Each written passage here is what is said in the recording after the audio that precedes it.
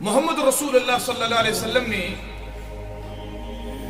بہت سے معجزات دکھائے. علامہ شبلی نعمانی رحمت اللہ علیہ بڑی بار انشا پرداز، ادیب، مفکر، عالم و فاضل، دائی، محدث و مفسر اموشا کتاب لچمس سیرت النبوی صلی اللہ علیہ وسلم. سیرت النبوی سے تقریباً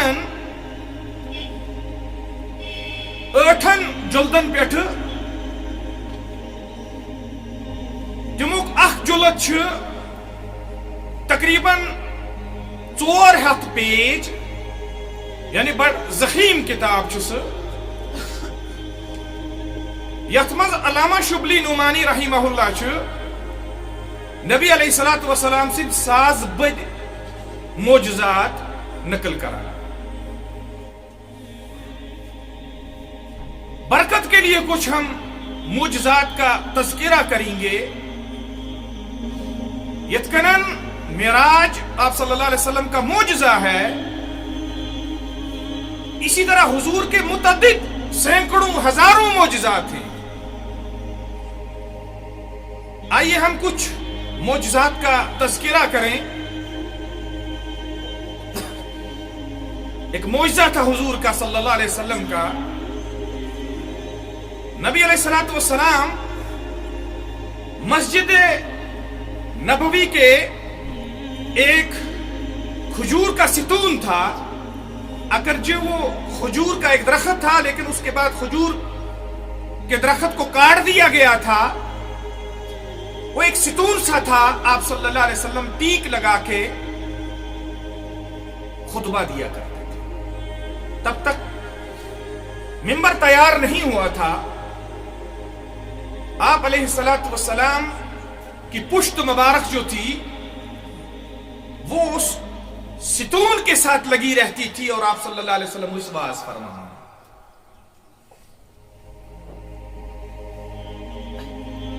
جب ممبر تیار ہو گیا پھر آپ صلی اللہ علیہ وسلم جب ممبر پر تشریف فرما ہوئے، مسجد نبوی اس متعدد صحابہ جمعۃ المبارکہ آپ صلی اللہ علیہ وسلم نے جب جمعہ کا خطاب فرمایا، تمام سیرت نگار لکھتے ہیں، علامہ شبلی نعمانی ٲسِن، ابن حشام ٲسِن، ابن قیم ٲسِن، پرٲنۍ سیرت نگار ٲسِن یا نئے ٲسِن، لکھتے ہیں کہ حضور نے جب خطبہ شروع کیا ایک آواز سی آئی جیسے بچہ رو رہا ہے. مسجد نبوی میں جیسا کوئی بچہ رو رہا تھا اس ستون سے آواز آ رہی تھی، رو رہا تھا. صحابہ پریشان ہوئے. رسول اللہ صلی اللہ علیہ وسلم نے خطبہ چھوڑا. آپ علیہ الصلوۃ والسلام ستون کے پاس آئے، ہاتھ پھیرا ستون کے اوپر سے. سیرت نگار لکھن کے خاموشی گئی تھی. ساری مسجد میں خاموشی طاری ہو گئی. یہ آپ صلی اللہ علیہ وسلم کا معجزہ تھا اور یہ اس ستون کا عشق تھا محمد رسول اللہ صلی اللہ علیہ وسلم. اس ستون کی محبت تھی آپ صلی اللہ علیہ وسلم کے ساتھ.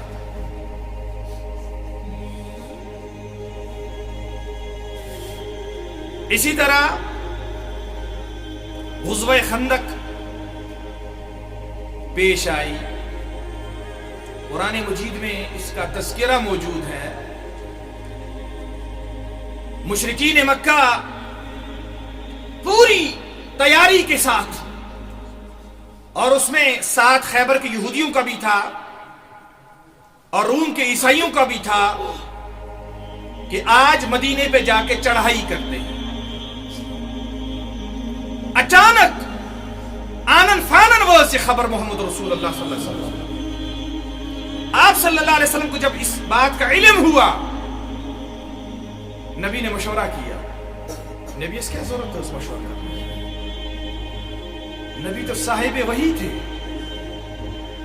نبی تو براہ راست اللہ سے مشورہ کرتے, جبرائیل سے مشورہ کرتے. مگر سید البشر محمد رسول اللہ صلی اللہ علیہ وسلم نے تمام صحابہ کو جمع کیا, تمام مہاجرین و انصار کو جمع کیا. تو پرسو کہ متحرک چھ گمت مشرکین مکہ, مدینہ چ ریاست یس یہ خطرس مز ونکس, لہذا ہمیں کیا کرنا چاہیے؟ اتھ ثابت گژھان کہ یل تہ دینچ کٲم آسہِ تم وقت ضروری مشور کرن. کیازکہ قرآن پاکس مز اخ سور جسے کہتے ہیں شورا. شورا کا معنی گو مشور. شورا کا معنی کیا گو؟ مشور. یل تہ کانٛہہ دینی کٲم آسہِ, چاہے لکٹ ٲسِن, بٔڑ ٲسِن, اجتماعی ٲسِن, انفرادی ٲسِن, تم وقت لازم تو ملزوم مشور کرو. محمد رسول اللہ صلی اللہ علیہ وسلم نے صحابہ کو بلایا, حالانکہ بڑا خطرہ تھا. صحابہ نے مشورہ دیا.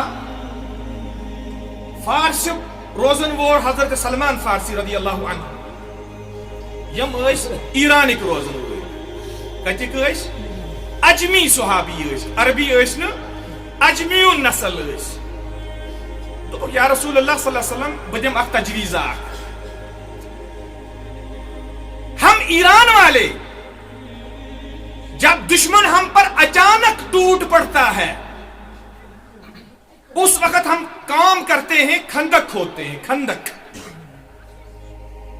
عربس مز نہیں خندق متعارف کہیں. جنگ تمام حرب زانان, تمام مبادیات, لکٹ بڑ مسئلہ جنگ کے زانان, کیونکہ جنگجو بھی عرب بہت زیادہ تھے, مگر خندق متعارف.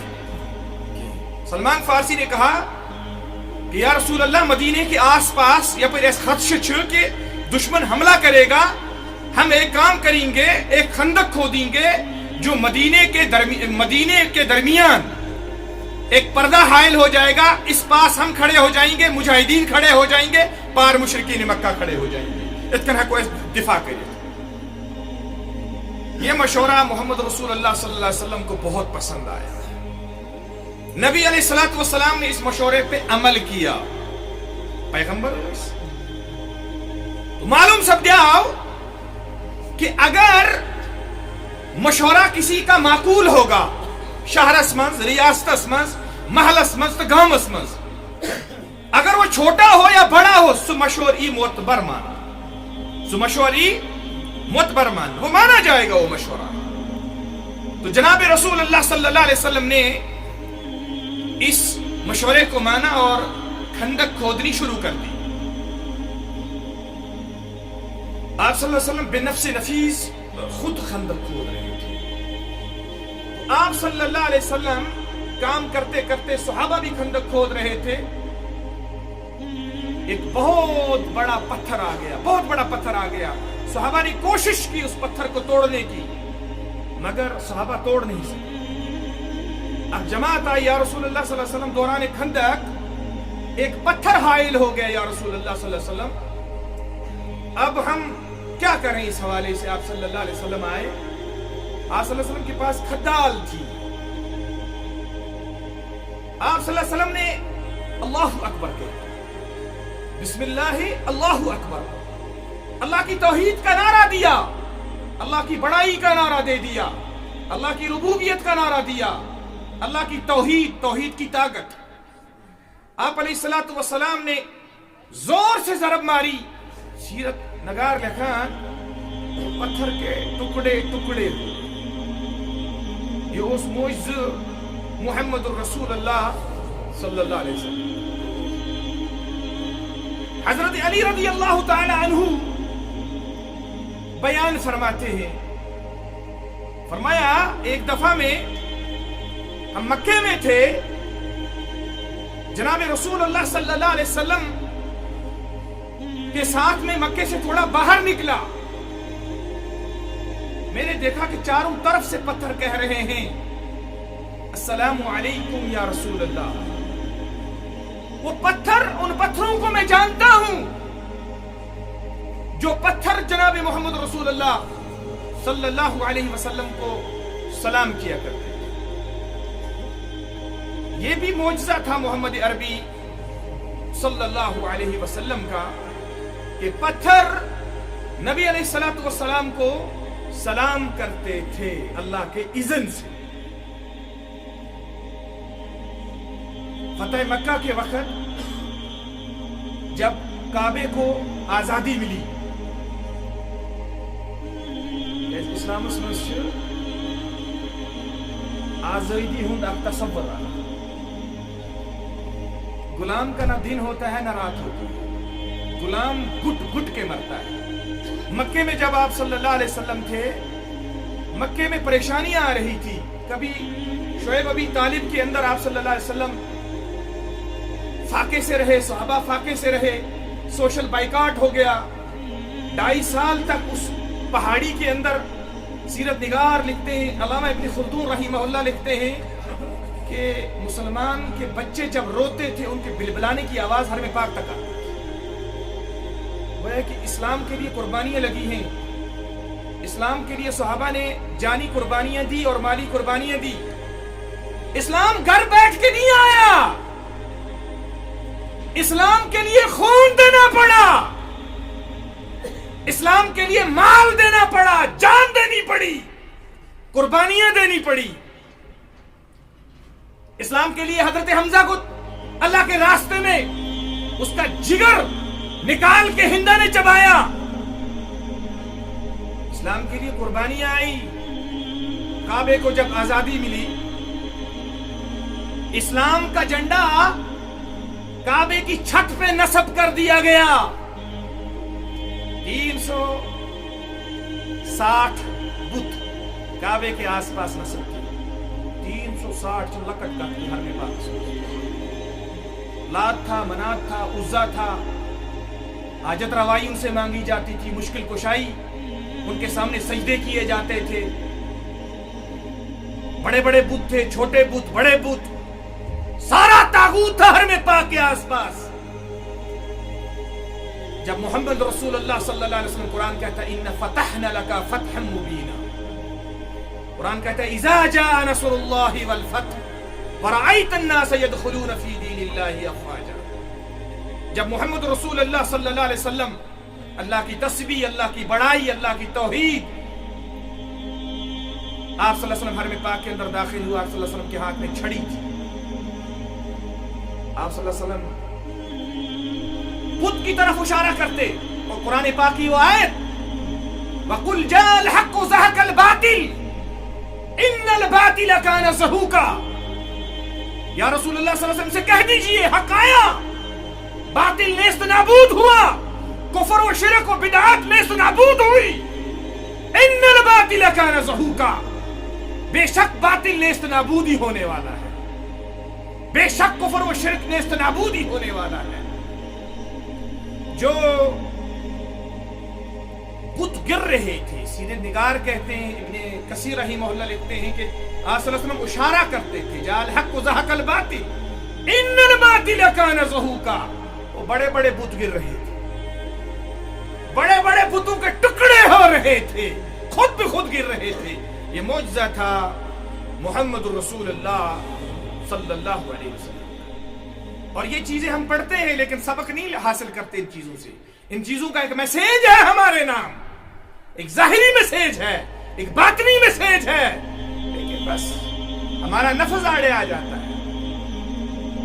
ہماری سیاست آڑے آ جاتی ہے، ہمارا اقتدار آگے آ جاتا ہے، ہماری کرسی آگے آ جاتی ہے، ہماری شہرت آگے آ جاتی ہے۔ مشرکین مکہ نے کہا کہ یا رسول اللہ صلی اللہ علیہ وسلم آپ کی